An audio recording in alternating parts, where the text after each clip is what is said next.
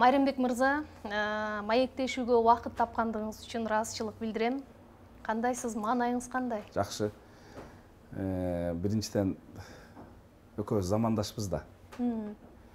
Анан биз баягы Майраш экөөбүз, атыбыз да Уйкаш, анан Майра деген эле сөз аралашып калса, ал кишилер быкты чыгат да негизи. Рахмат. Анан баягы 38 килограмм кезибизден баштап бир туугандай болуп калганбыз. Анан баягы жашың улам өйдөлөгөн сайын кичине мындай акыл кирет дегенден алыспын мен. Адам мындай тажрыйба топтойт окшойт да. Баягы жаманды жакшыны көрүп, ачуу таттууну, бирөөгө алданып, бирөөгө жакшылык кылып атып, анан адам бышат окшойт. Анан ошол турмушумда мисалы өзүңдөн бир жаман сөз, жаман көз караш, же мындай бир адамды мындай түрткөн бир мамилеңди көрбөптүрмүн да. Рахмат. Анан бул ошол кадырга да байланыштуу окшойт. Ошон үчүн аябай жылуу кабыл алдым чакырууңду.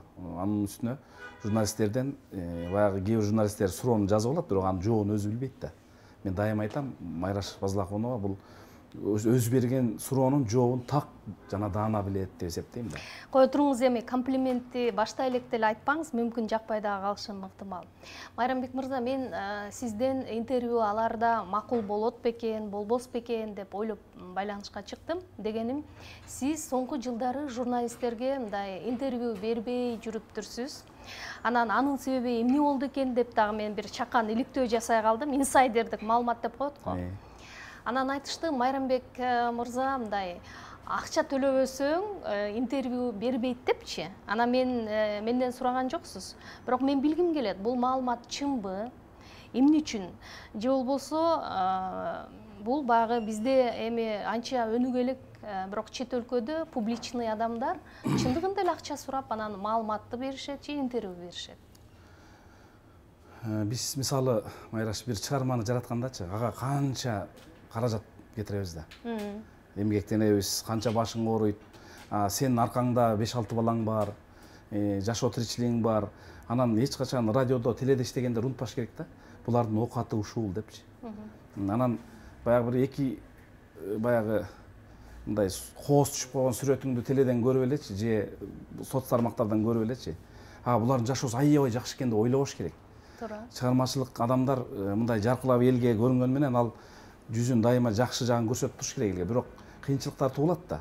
Анан мен айткам, биз силерге чыгармаларыбызды алып келип берип атсак, ага биз канча деген каражатты жумшап атсак, силер биз концерт бергенде рекламабызды бекер берип койгула да деп айтканым чып-чын. Дагы айтам, ушул берүүдөн пайдаланып айтам. Мен көп радиолорго ошенткем. Менин концертим болгондо бир жылда бир жолу берет экем.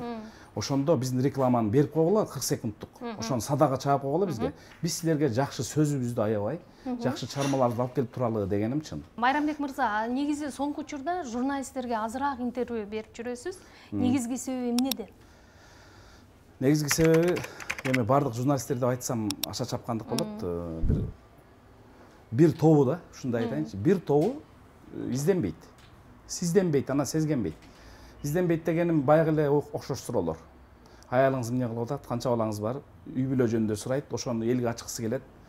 Эми бардык эле үй бүлө бактылуу, таалайлуу эмес да. Ошонун жаман жагын ачкысы келет, просмотр топтогусу келет, подписчик топтогулары келет.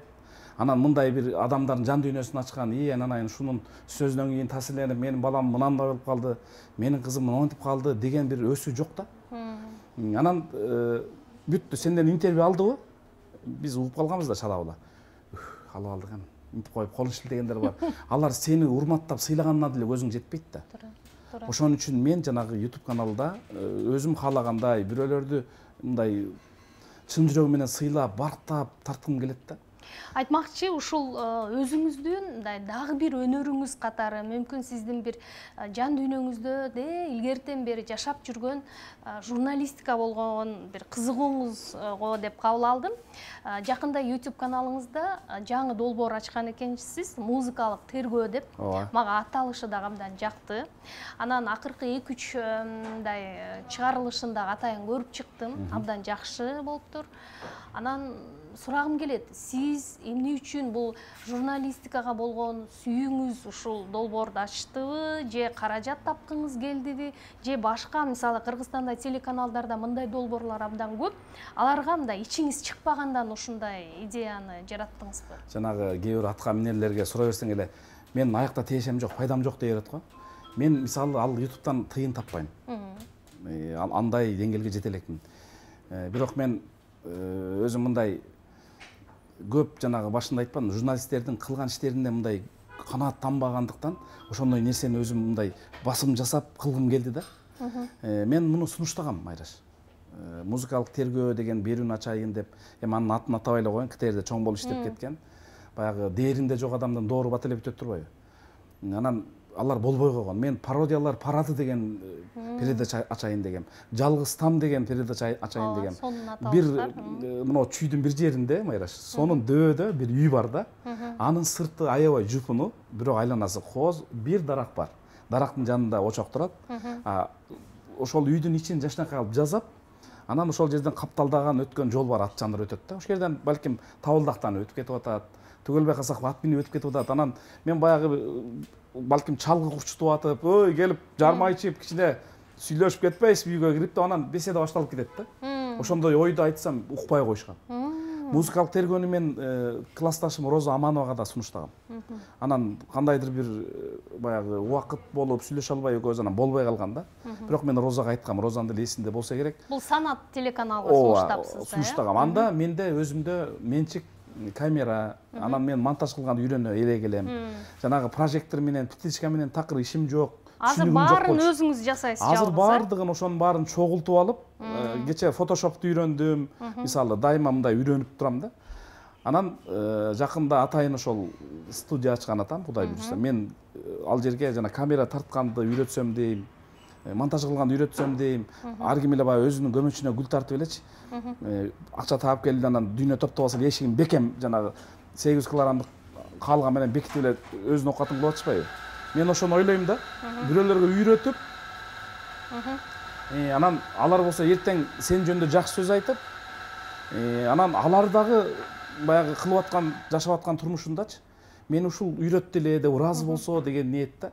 Анан негизи журналистикага деле өзүмдүн мындай шыгым жок, бирок атам абдан жакшы сүйлөгөн киши, апам абдан чукуп тапкан, атам да чукуп сөз тапкан кишилер.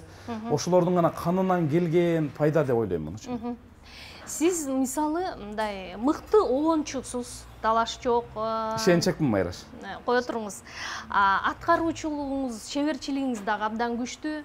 Анын үстүнө мындай баягы ушунчалык бир куйкум, курч бир тамашаларыңыз менен дагы элдин көңүлүн таап кеттиңиз да. Экинчи жагы, азыр рыноктун шартыбы бул тамадалык өнөрүңүз да бар да. Анан ушул баягы өнөр дагы куштун эки канаты сыяктуу да. Анан кайсынысында сиз өзүңүздү аябай эркин учкан куштай сезесиз? Менде энергия аябай көп да. Кайда коротушту билбейсиз? Билбейм. Мисалы, бир күн мен монтаж менен отурам. Эмне үчүн дегенде, монтаж кылгандар жакшы билет, унутуп каласың. Бир күнү фотошоп менен отурам. Бир күнү атайын жана камераны мындай настроить этип, эшикке чыгып алып, мынуга мындай, могуга мындай деп мээме сактайм да. Демек мен сиңирем аларды. Бир күнү отуруп алып, жанагы акындардын берген ырлары бар да. 127 китеп бар. Ошонун акырын барактап ачып алып ырларды окуйм. Аларды унутуп калбайын депчи. Бир күнү балдарыма мээримимди төгөм. Балдарым менен кечке ойнойм да. Бир күнү үйдө иш кылам. Бир күнү Майраш чөп жулам.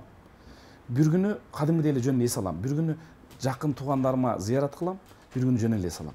Ушулардын баардыгын улам кайталап кылып турбасам, менде энергия батпай калат да, анан менде башым ооруйт. Баягы кыйынчылыктар пайда боло баштайт.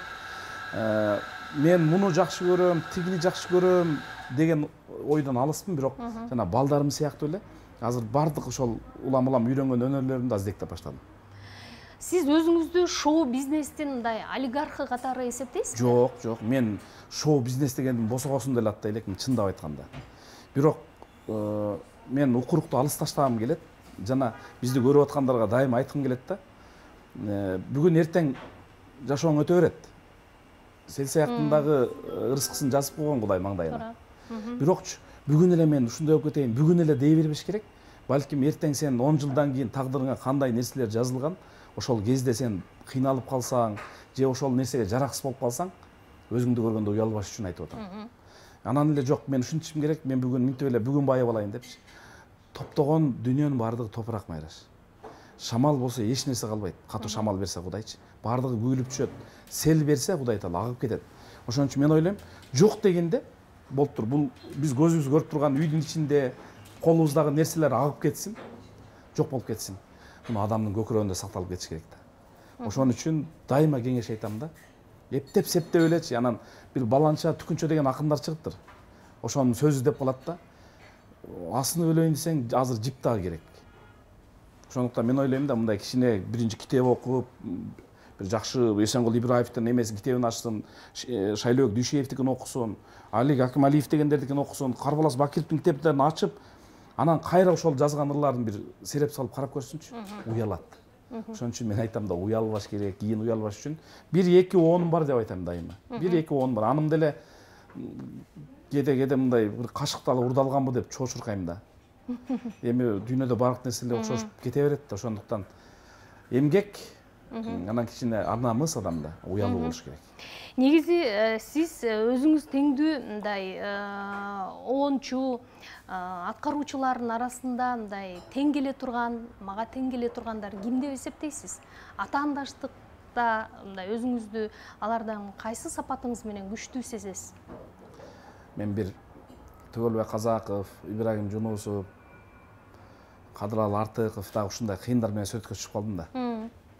Анан мунун темасын кантип коебуз деген сөз болуп калды.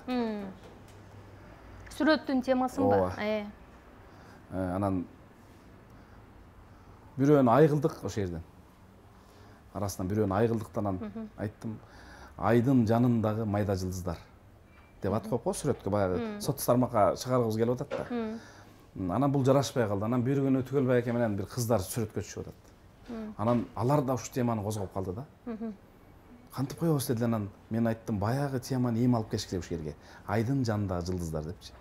Мен азыр мага баланча тең келет эле деген ой негизи Майраш жок. Муну файлыма азыр сен киргизип атасың да. Мен качан баланчадай болом деген үмүт менен эле жашап жүрөм. Бирок сиз башка кесиптештериңиздин чыгармачылыгына каалайсызбы, каалабайсызбы? Мындай байкап, аларды сын көз менен карап турасыз да? Карап турам, бирок мен жетпеген сын көз менен, ушундай болсом деген сын көз менен карайм да. Мисалы Исрайым Наманбаевдин оондорун укканда, ушундай бир оонум жаралап экен өмүрүм өткүчө. Мен тоолорду сагындым. Бир сабы элечи. Ошол Исрайым аке бир сабы менен элечи. Ага тең жасап койду, ага тең келе турган эч нерсе жок. Кадыралы Артыков эмне деген оончу? Мына кечээки Болот Токтобаев эмне деген оончу? Мына Элмирбек эмне деген укмуш оондор жазган? Бекборбиевдин эмне деген укмуш оондору бар? Сыйнык Бейшекеевдин мына кечээкүнкү. Жана Калмурат Рыскулов деген өтүп кеткен эмне деген оондору бар? Мен толтура айтам. Эгенталипов, Бабур Апшан Тургунбаев толтура, Шерикул Дүйшөналиев, Эсенбек Маданбеков, Калыйбек Тагаев, Аксубай, укмуш. Мен ушулардын бир оонундай оон жазсам деп дагы изденем да. Бирок негедир мен келинчегим айтып калат да, эмнеге ыраазы боло бербейсиң оондоруңа депчи. Жок да, жанагылардындай сап жок, Майраш. Мындай кыска, анан терге чейин барып, нар жак баткак экен деп бери база берген оондор да көбүнчө меники. Ошондой деп эсептейм. Билбейм, көрө алмандар. Мен алмандар. антип айтпас элем. Сиз өзүңүз курдуулардын көбүнө салыштырмалуу сөздүн кадырын билген, анан сөз менен иштеген оончусуз да. Баягы эртең менен бетимди жуу электечи. Майраш, мен жүзүмдү билем да. Анан көпчүлүк адамдарга айтам да, өзүңдү эртең менен бетиңди жуу электе бир карап көрчү дейм да. Бир кызыктай да. Анан бет жууп алып, анан адам мындай көчөгө чыкканда түзөлөт дагы. Кудай таала сен ошол ниетиңе жараша кебетеңди түзөп, сөзүңдү оңдоп, баскан тургаңды оңдоп коет да. Анан мен ошол жанагы бетимди жуу электегиде элестетем көп оондорумдучу. Эми мунун сырлары бара-бара балким ачылып кетет, балким ошо боюнча калат. Балким мени жакшы көрүп аткандардын деңгээли менчелиги болуш керек деп да ойлойм да. Бирок жанагындай гениалдуу оондорду, мисалы өткөндө Казакстандын жаштар театры келбедиби? Түгөлбай Казаковдун тök жанагы жамгырын ырдап аткандарчы. Түнкү саат 2 болчу. Уйку келип атат. Мен жаңы эле бир жактан келгем. ошону отуруп алдым да. Отуруп алып анан көзүмдү албай карап уктум да. Укмуш керемет. Эмне деген? Түгөлбай экен балким бир өзү ойлогон 20% бир каалаганын ошолордон чыгарып бериштиби дейм да. Асанкалы Керимбаев устатым эми ал кишинин үйүндө жашап, ал киши жеген тамакты жеп, ал киши сөксө сүйүнүп, капа болсо кошакай кылып чоңойгон үйүндөчү. Эми ал кишинин эмне деген чыгармалары бар. Мен ойлойм да, кыскасы сөздүн. Ошол канча өмүр берет Кудай. Ошол өмүрдүн ичинде таң көрүп могул ырды карачы я. Деп адам бир көзүнөн жаш айланып кете турган деңгээлге жетсе деп тилек кыла берем да. Мисалы сиздин эң сонун обондоруңуз бар баягы сөзүндө эле өзүңүз жазган сезим сыяктуу да. Анан акыркы учурда вот ошол сезимдей обонду мындай күтүп жүргөндөр дагы бар да. Анан демек сизге бир муза келбей жатабы, эмне болуп атат? Же жаш курак өткөн сайын ал деле алыстайт бекен? Мен ошол обончу болуп элге таанылган 25 жылдын ичиндеги балким ошол жакшыраак чыккан обоным ошол деп эсептейм.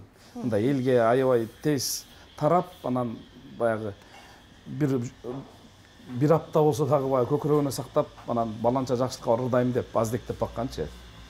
Анан бул суроо көп болот негизи мага. Мен анан ойлоп калам да. Эми сезимдей обон күндө эле чыга берсе анда мен асмандап калбаймынбы, жерге баспайчы. Андай обон чыгыш үчүн эмне керек? Андай обон чыгыш үчүн дагы бир 40 күн даватка чыгышым керек. Ал ошол Кочкордо даватта жүргөндө чыкканда. Өзү минтип чыккан негедир сени эстедим анан. Негедир. 2 сагын ырдап берип койсоңуз мүмкүн келсе сезим кайсы деп ойлонуп кетиши мүмкүн. Негедир деген Түгөлбай экен ыры бар. Негедир мен жамгырды жакшы көрөм анан. Негедир болбой калат. Деп анан Кочкордон келгенден кийин, даваттан келгенден кийин бүгүн мен деп көрөйүнчү едим деп көрсөм эле окшошуп калды. Бүгүн мен сени эстедим,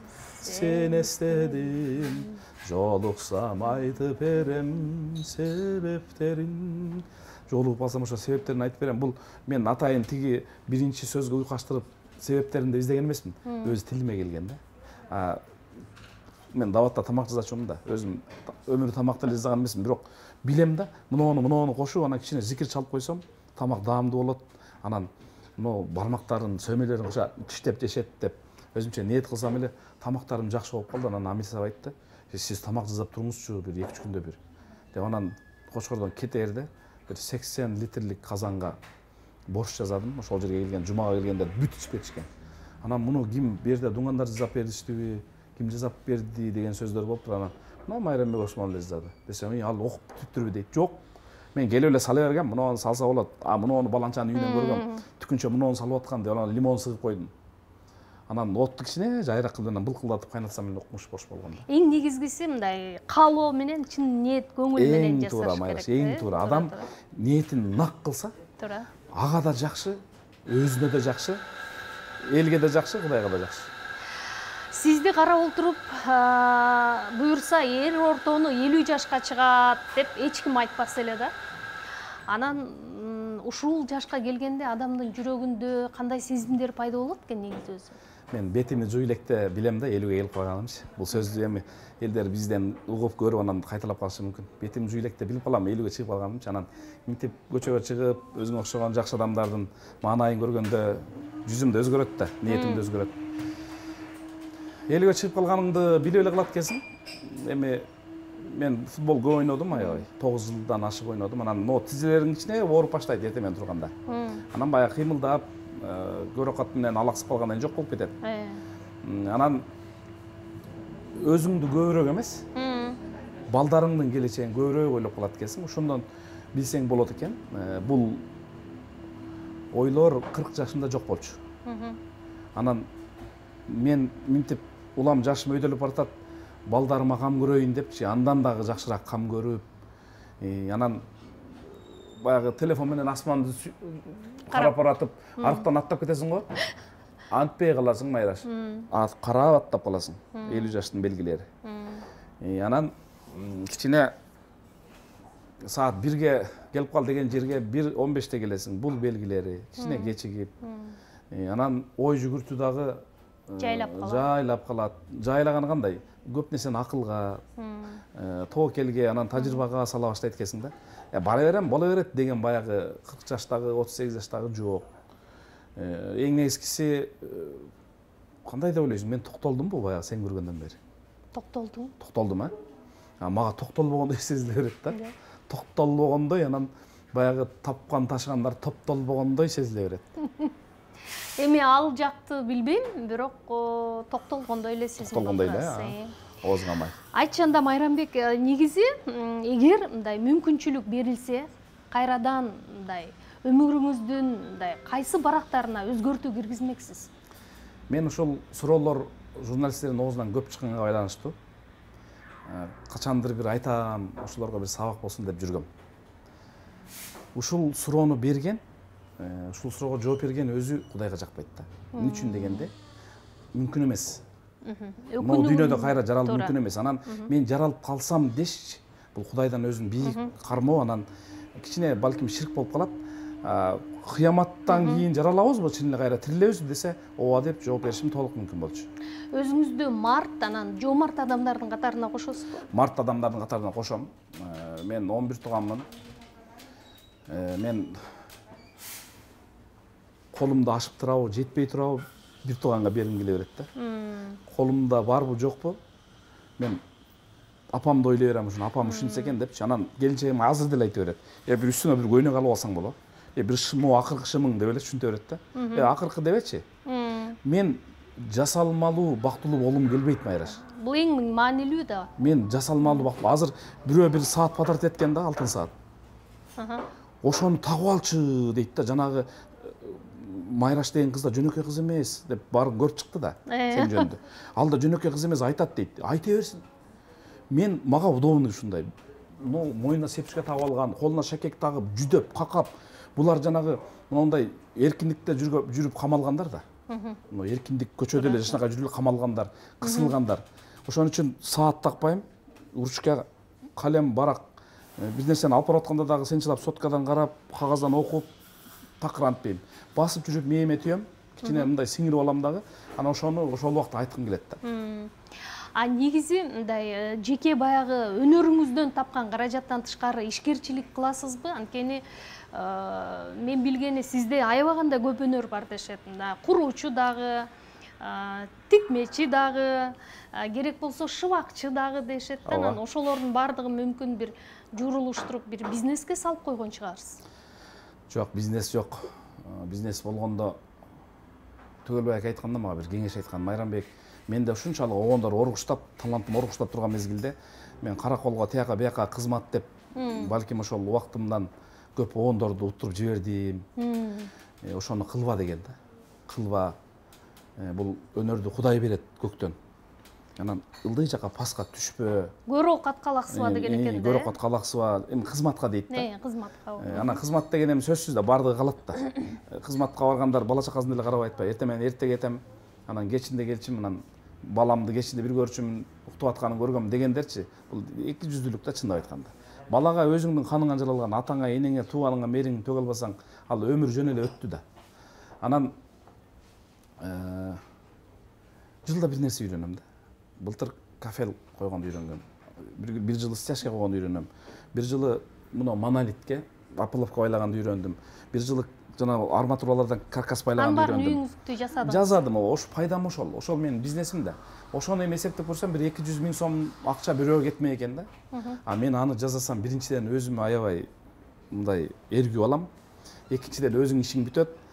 Каерде каяктык семент, каяктык кум жатат, ошонун баарын билесиң, сезесиң да. Анда сизди ошо чыгармачылыгыңызды баалаган бирөө келип, Майрамбек, сиздин ырыңызды дагы уккум келет, төлөйм. Анан менин мисалы ушул баягы курулуш иштеримди дагы бүтүрүп бер десе, барып жасаганга даяр белеңиз? Албетте акчасын төлөп берет да. Бул деле бизнес да. Анчалыкка жете элекмин эми. Мындай анчалыкка жетип калган. Анчалыкка түшүрбөңүзчү дейсизби? Анчалыкка жетип калган мезгилде ал адамдар чакырбайт сени. Ал баягы өзүмдүн жашоом үчүн гана керектелип аткан нерсе да. Ошону бирөөгө барып жалдырап, бир ишиңди бүтүрүш үчүнчү көп адамдар ошого жакшы сүйлөйм деп атып, ошого жакшы сөз издейм деп атып 200 болуп калышат. билесиң да, бирөөгө ишиң түшкөндө маймыл болосуң да. Эми айланайын, ооба, мен билем да, бизге тамада болуп аткандарчы, булар акылдуу кишилер. Кагылайын, ооба, кел ой, чай ичип ал, кагылайын. Азыр. Эми Майрамбекке ысык чай алып келгиле. Жок, тиги жаңы бышкандан алып кел, ошондон алып кел. Ошондон алып кел. Анын эскисин өзүңөр жегиле. Карачы, көңүлүңдү алып атат. Сенин болгон баягы эмоцияңды ушу элге тартууласа экен, эргүүңдү элге тартууласа экен, биздин той жакшы өтсө экен деп кылып атат жанагынычы. Анан сүйүнөсүң да, чындап эле, ушундай урматтап сыйлаган кишилер бар деп, баягы көңүлүң толот, көөдөнүң көтөрүлүп, анан баягы кичинекей нерсе жесең дагы төбө болуп агылсагачы. Анан чындап эле ошол урматтап сыйлагандардын тою жакшы өтөт. Анан кээ бирөө жанагы кул сыяктантып жумшайт да. Эме тамада өйдө туруп тургула балам, бияк сүйлөп атат. Эмет койгула. Анан чай ичип атсаңчы, сенин бир мүлкүңдү урдуп аткансып карагандар бар. Анан дүйнөнүн сакталышы Майраш, муну жакшы адамдардын көптүгүнөн экен да. Мен ушуну байкап калдым да. Анан жакшы жери бар. Бул тууганыңдар деле кездешет.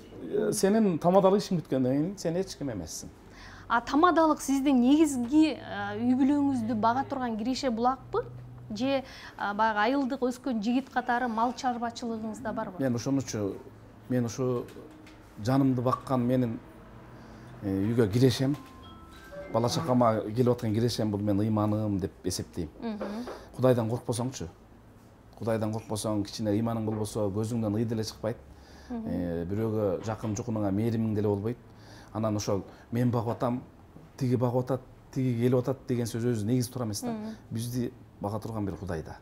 Кудай Таала жамгырын бербесе, каякта картошка жейсиң, чындап айтканда.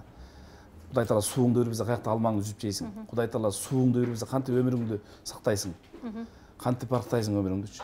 Ошонун бардыгы эле мен ойлойм, кирешем бардыгы ушу менин ыйманымдан деп ойлойм. Ал киреше Майраш, мындан тигинден болуп элечи, мисалы мен ошол 2 айдан бери кичине могу бутумду кокустатыпчы.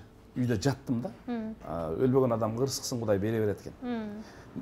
Ыйманың таза болсун, ниетиң таза болсун, ал өзүнөн өзү эле келе берет экен. Мен ойлогом да, азыр 2 айдан карыздап тиги жакын жукундар менен бет карашпай калсак керек депчи. Жок, андай эмес. Ошон үчүн мен ойлойм, ошол кирешем, бул ыйманым меничи. Жүрөгүмдөгү ошол Кудай берген ыйманым да. Такыла адам катары мындай бардык нерсе, ырыскы Аллахтан келет деп билесиз, туурабы? Эң туура.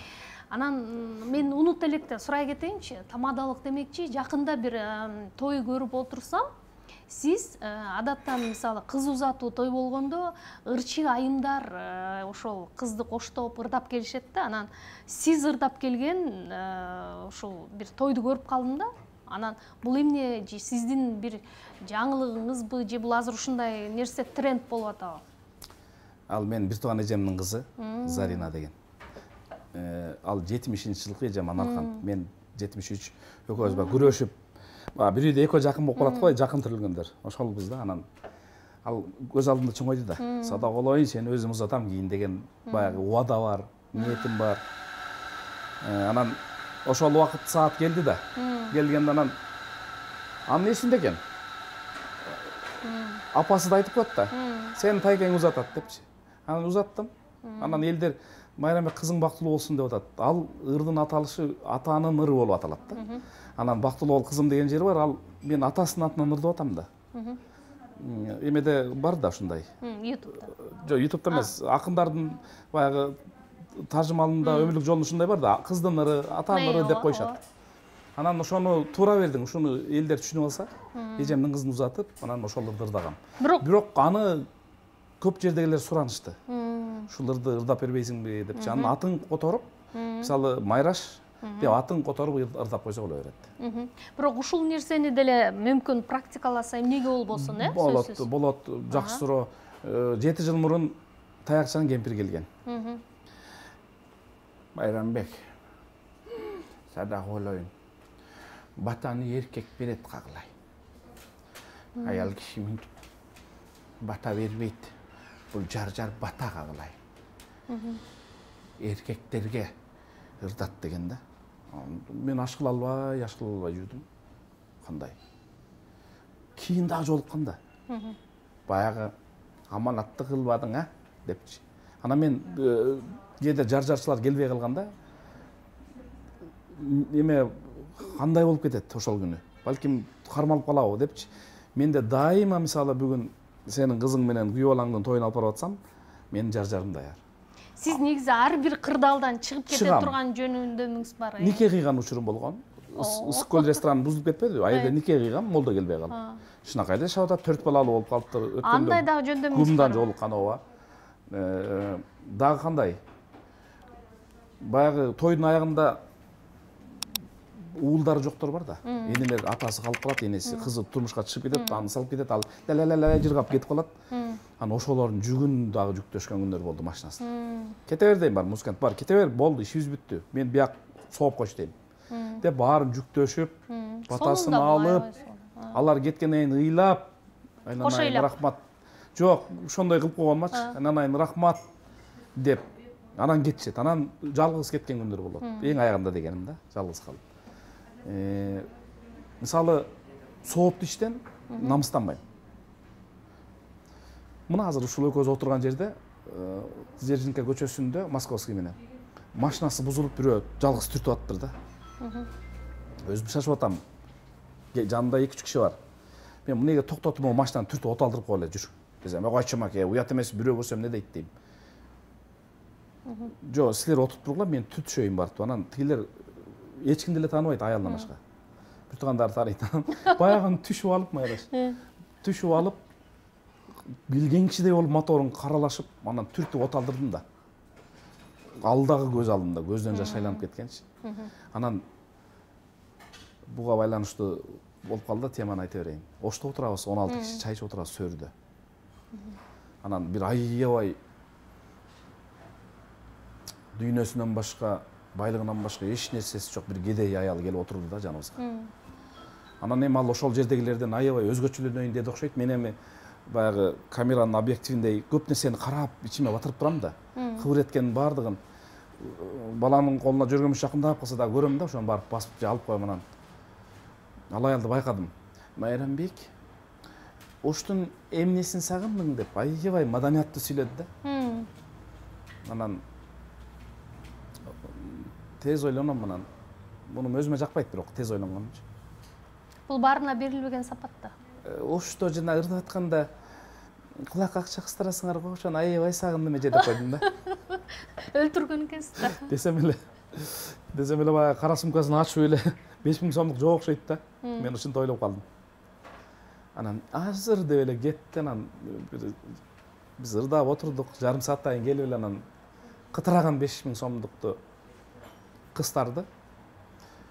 Анан баягы объектив иштеп атат да. Мында карасам 4-5 жаккан жок, ошо мен ошентип акча алып койгонумчу. Анан мен билдим. Анан официантка кызды чакырдым. Ой, кызым, келе кой бери. Жана 50 жашка чыккан дагы бир белгиси. Карындашым деген сөз кала баштайт экен. Кызым дей баштайт экен. Кызым, келе кой бери. Деп анан келгенде сага могул жерден канча айрык берет десем, жок байке айтпайм деди. Эми ким эле сага 5000 сом берип атыптыр кызым. Муну чын жүрөктөн алып койчу деп анан берип койсом аябай сүйүндү. Сүйүнүп кетти. Түндө ошто жатам. Жатсам эле Фейсбугума бир кишиден кат келет. Майрамбек, азыр жанымда болсоң кучактап ыйлайт элем дейт. Жаштын тилегин берет деген сөзгө ушунчалык маани берип мен дагы ошол сөзгө ишене баштадым. Ишенгиле деп айтат элем элди деп жазыптыр. Эмне болду деп суроо белгисин койсом, кызым 3 күн оюн тойго барат эле дейт. 1000 сом чогулту эле дейт. Ичкен жегенден, жол полунан, тамагынан сырткары 6000 сомдук көйнөктү алам деп жаным койбойт. Балдарым көп дейт. Анан Кудайдан тиле, кызым, жаштын тилегин берет деп койгом дейт. Кудай, мага 6000 сом көйнөк бер деп тилип жүргөн дейт. Эми карасаң, Майраш. Ошол кыз Кудай Тааланын кереметин карасаң, ошол кыздын ниети, тилеги аткарылыш үчүн мени самолетко билет алдырып, Ошко учуруп, кондуруп, жанагы жашынакай аялды ошол жерге биздин арабызга отургузуп, анан ал аялды мага сүйлөтүп, менден ага жооп кылдырып Кудай Таала.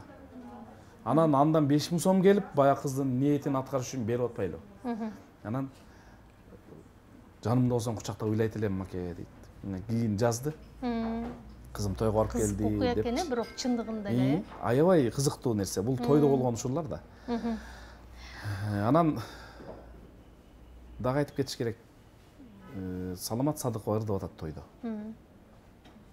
Анан $100 кыстарылды, 5000 сом кыстарылды, акча толуп кетти. Мага карызы бардай. Ошону алып келип, ананып кетейин, Майрамбек, ананып кетейин сенден деп мага берип коет атпайбы. Мен айтайын дегеним, ошол жакшылыкта, жашоодо ушундай кездешкен нерселерчи кадимкидей адамдын жүрөгүн жылытат. Сиз азыр мындай маданий чөйрөдө гана эмес, мындай коомчулукта таасирдүү адам болуп атпайсызбы? Анан кызматка чакырган, же болбосо кайсы бир саясий топтор өзүнүн катарынан көргүсү келген учурлар болобу? Болду беле? Мен саясатчылар менен адамдардын мындай көз алдынан сырткары катташып мамиле кылып көргөм. Кандай болушат экен алар? Көпчүлүгү мындай сенин акыбалыңа карайт. Акыбалыңа карайт да, алар сынап көрүшөт. Тоюна чакырып көрүшөт. Тиягана биягана чакырып көрүшөт. Алардын жан дүйнөсүндөчү ушул таланттуу адам, таң көрүп ушуну бир нак таланттуу адамдардан бир өзүбүздүн жакшылыгыбызга, жан дүйнөбүзгө бирөөнү аралаштырып кошо алчы деген кишилер эмес да. Бүгүн мисалы балдардын күнү. Азыр бир чоң ак үйдө отуруп алыпчы. Сталак ушу балдарды карагыла, көчөдөгү балдарды. Бирөө тебелеп кетпесин, тепсеп кетпесин, бирөөлөр какап калбасын, тиги эмени карагыла. Саламаттык сактоо министрлигине айткыла, ошол жактан эмелерди жана кызматкерлерин жөнөтүп карап турушсын деген киши жок да. Барбы? Өзүнүн гана баласын ойлойт, өзүнүн гана кекиртеген ойлойт. Мага жөнөкөй адамдар керек, карапайым. Так. Эртең 15 күнү тойго барам. Ошондон тыйын тапсам, тигини кылып коем, муну кылып коем деп үмүт менен, адал эмгек менен, дагы эле ошол жакшы ниети менен улам айдан айга, күндөн күнгө жашаган кишилерди жакшы көрөм. Негизи чакырган учур болду беле ошого? Чакырган учурлар болгон. Мен бирөөгө бир депутатка жардамчы болгом.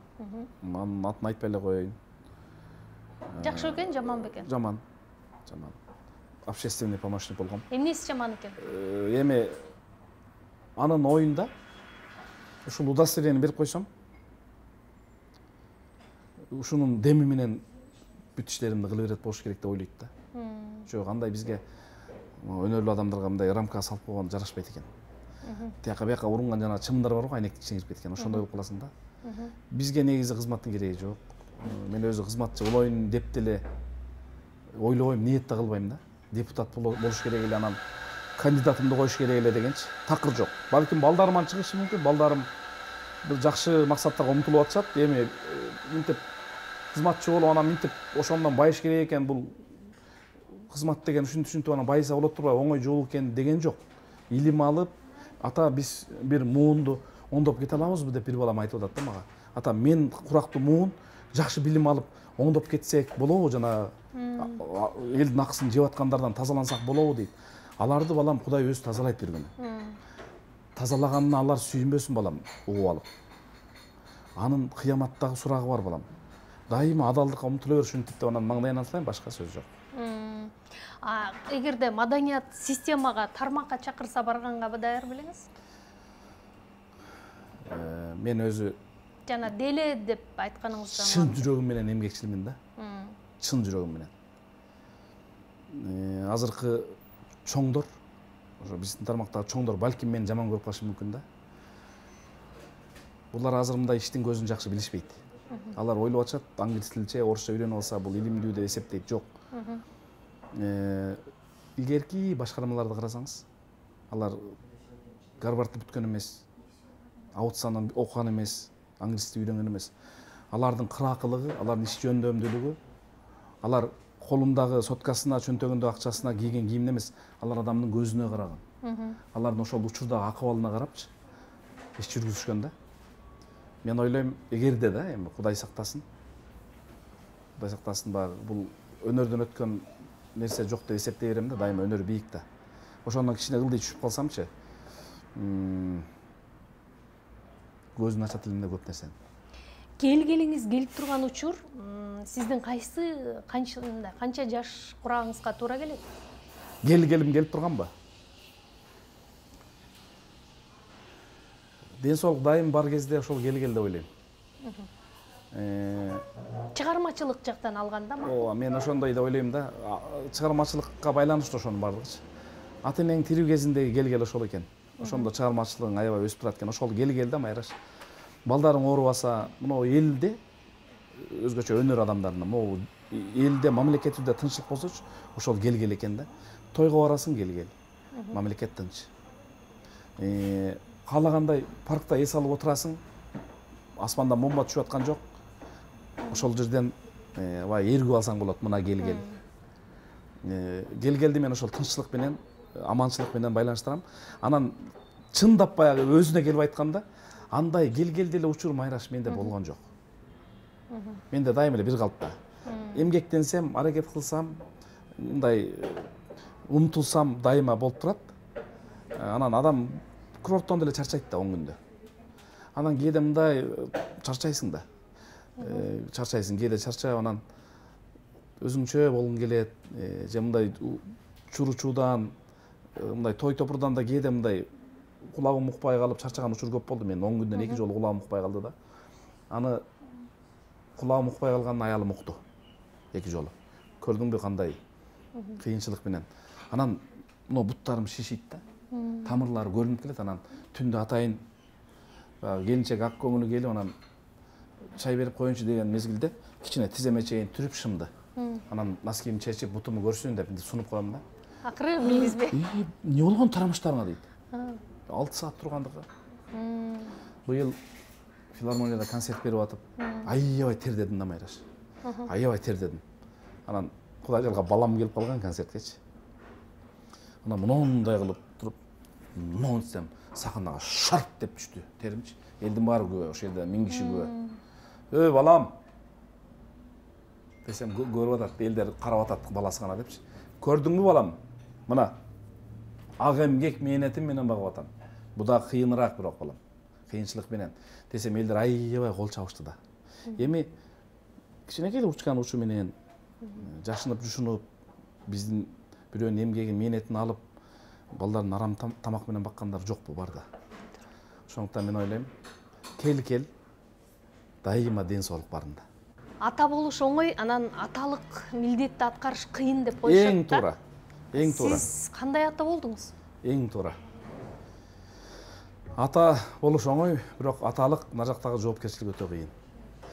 Мен кандай ата болдум деп акыркы 1-2 жылда кандай ата болуп атам деп суроо берем өзүмчү. Анан атамдай ата боло алган жокмун. Атам башкача эле. Атам эртең менен турганда маңдайыбыздан сылачу эле. Кадыр көңүлүң тынчпы балам? Жакшы уктадыңбы? Апам болсо мээримин төгүп сада колоюңдар, чай ичкиле, тургула, чай ичкиле. Эми энени билесиң да, кичине экинчи эмеге скоршко салып алат го.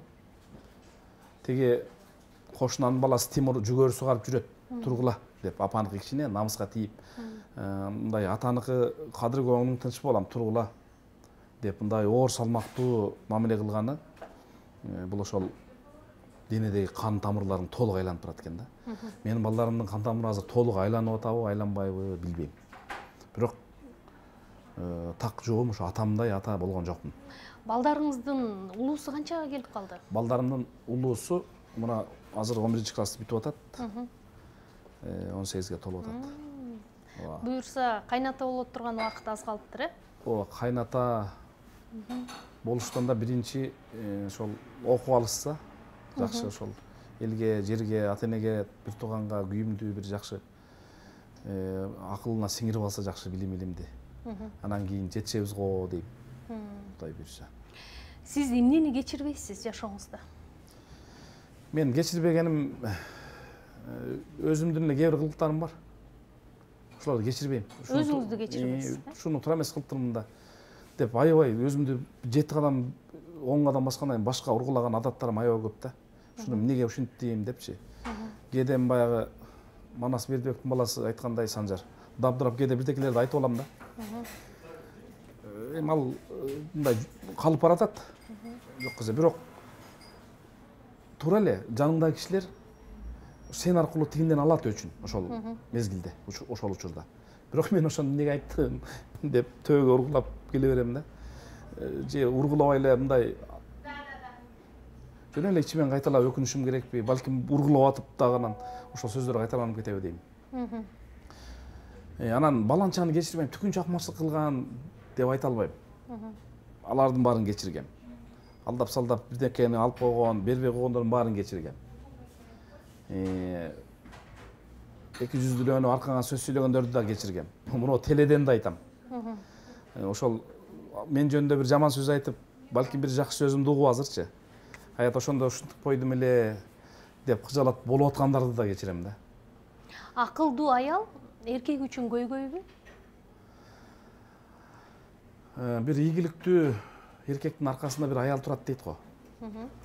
Ийгилик жарата албаган эркектин алдында бир аял турат дейт. Мен тескерисинче айтат элем, акылы жок аял эркекке көйгөй да.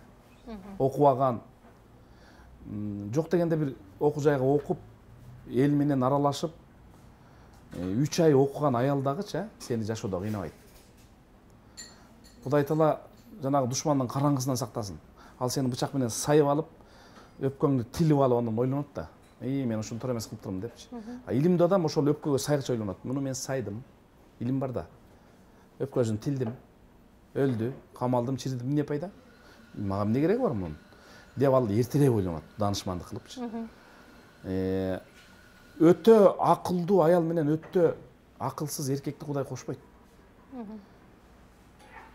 Менин аялым өзүмдүн деңгээлим эле жараша. Ал аялым кыйын болбой эле койсун. Майрамбектен акылдууракмын деп кыйын болбой эле койсун. Анын акылына жараша мени Кудай таптырган. Менин акылыма, деңгээлиме жараша аны таап берген Кудай. Муну Чубак ажы тастап айткан. Эч качан аял менен эркек бири-биринен өйдө болбойт. Карасаң бир орусча сүйлөгөн мындай адамдарды мындай экинчи эме план менен издеген адамдардын күйөөсүн карасаң, кыздардын күйөөсүн карасаң, ал да ошондой экинчи план менен издейт, да, деп. Да өлмүш боло берет, бирок сен бүт эмеңди байкап турат, бергениңди байкап турат, берерин билбейт да, ошондой кишилер бар. Кээ бир кишилер бар ушундай жашынакай, жаркылдаган, анын аялын карасаң деле ошол сыяктуу болуп калат. Бири-бирине жолугушупчу, андай. Ошон үчүн эч качан күйөөң айтып калса, Майраш мен сенден акылдуумун десе, жок, жалган айтасың. Менден акылдуу болсоң, менден акылдуураак бирөөнү алмаксың. Мен сенден акылдуураак болсом, сенден акылдуураак бирөөгө тиймекмин деп кой, болду. Тема жабылат. Азыр кайсы чыгарманын үстүндө иштеп атасыз акыркы обондоруңуз? Азыр апам шаарда 83-кө чыкты. Тоолор мактанып турат.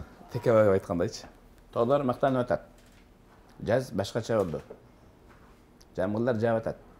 Германияда мындай эмес. Ушул сонун тоого алып чыгып туруп апам азыр ооруканада турат, баягы кичине курс лечение кылып анан чыкканда тартып алсам деп анан ушул күндүн себеби сизсиз апа, бакыт жолун баштаган иссиз апа деген ыр жазып атам. Эң сонун. Ушуну бүтүп калсам, анан туулган күнүндө ырдай албай калгам, анан бияка келди да, анан ошондо экинчи куплетти кошуп атам да. Жакшы күндүн маанайы кандай сонун, жели келип куттуктайт ала тоонун. Апа, ала тоонун да жели келип сени куттуктап атат деп анан ошол тоо жакка барып тартабыз да. Андан сырткары Бактыбек Мамытовдун Жолдор деген чыгармасын обон жазып атам. Жакшы чыгат деп ойлоп атам. Өткөндөгүсү да сонун чыгып. Анан суроолор боюнча 25-июнда филармониянын чоң залында бир күн концерт берип атам. Өзүңдөй болчу, өзүңдөй деген. Сонун. Ошол жерде апам катышат. Ойлоп атам, эми апам айткан жерим жок. Ошол жерде апам Кудай буйрса ошол ырдын премьерасын угат. Анан толкундайт. Өзүнүн аты да Толкун, шайыр. 83-кө чыкса дагы 83-тün мындай тескерisi 38 болобу. 38дегидей болуп. Мындай сөздөрү, бирөөгө сүйлөгөнү дайыма ошондой да апам. Эми сиз апаңызды тартсаңыз анан албетте ошондой. Анан жана какшыктап кичине тоңк этип бир койгонум ал атаман келген. Чымчып калган. Чымчып бурап үзүп алганым атаман. Атам ошондой болчу да. Бир эле сөз менен эметип койчу, болду. Ал киши скорый чакырып, таблеткаларын издеп ичип, башына муздак суу коюп кыйнала берчү. Атам ошондой киши эле да. Анан дагы атамдан келген неме бар. кээде бир ушундай маңдайыма келип сөксө дагы топ атпайм. Оозуңуз булган атат, башка эч пайда жок сизге. Эми албетте ал кууруп муштумун мынтип дей албайт, бирок сөзү менен ушинтип берип алып ушинсе деле менден келсе кечирип коесуз. Эч баягы нервтетпегенге үйрөнүп баштадым. Эми өзү деле нервтетпейм көп деле. Негизгиси бу эме көрүп аткандарга айтып коелу да. Эне барда бейиштин эшиги ачык дейт. Апаңар болсо курсаңарды нык тойгузуп алып барып учурашып койгула. Жанагы курсак тойгузганда дагы эмне дуба кылабыз дейт го. Бул айтылган да динде. Ушул сусундум, кандырып, курсагымды тойгуздуң, жараткан Аллах. Эми ушул тамак аштын күчү менен барып бир тууганымдын, ата-энемдин бир тууганымдын бир акыбалын сураганга күч кубат берди, анан барып келиш керек. Тууган туушканды сурап турса, ата-энени карап турса, адамдын өмүрү узарат экен, рызкысы кеңейет экен. Ата-энени бир тууганды карап турсачы. Анан эле такыр эле аялдын этегине чыкпай эле ушул аялым эмне десе, ошо болот да эми. Жеңеңен сурачы дегендер тирүү өлүк да. Тирүү өлүк. Эми Майрамбек мырза, биз чындыгында мен баягы ырчы, чоорчулардан такыр интервью алып көргөн эмесмин. Сиз биринчи жолу. Сизден дагы чындыгында саясатташып кетип атамбы мен? Жок, сүрдөдүм. Анан жакшы нота менен бүтүрөлү деп турам. Анан сиздин эң өзүңүз сүйгөн бир шиңгил ыр менен жыйынтыктабайлыкпы? Кайыңдар шамал уруп, борон уруп, шулдасаң мен да кошо улутунуп. Качанкы сезимдерди эске салдың, каректе бара жаткан унутулуп, каректе бара жаткан, каректе бара жаткан, каректе бара жаткан унутулуп. Ушуларымды жакшы көрөм. Эң сонун. Каныбек Иманалиевдин сөзүнө жазылган. Эми элибизде тынччылык болсун. Ушинтип ыр жаңырып, жакшы болсо элге керек десе сырлар жаңырып, көзүбүздөн жаш акса кубанычтан, сүйүнүчтөн болуп, эр шаркак болуп, бири-бирибиздин колубузду кармап, ниеттеш болуп, тилектеш болуп, мамлекет оңолуп, баягы Кыргызстанга кантип барып эс алып келиш керек деген адамдардын саны көбөйүп, болбосо алакандай эле элбиз. Кудай бизди колдогон үчүн элибиздин каны, элибиздин баягы сөөгү таза болгондуктан Кудай таала бизге мээримин төккөн элбиз. Кээде эле бир көпкөн эл болбосок, чөккөн элдердин катарына кирбейли. Сенин дагы ушул YouTube каналыңа күңгүрөнүп киргендер күлүп чыксын эле айым. Суу сураса жаш кезиңен эле айран сунган кыз элең. Дайыма жакшылыкка, тереңдикке умтулган жансың дегендей. Ушундай элге пайдабыз, керегибиз тие берсин. Чоң рахмат, ийгилик каалайм.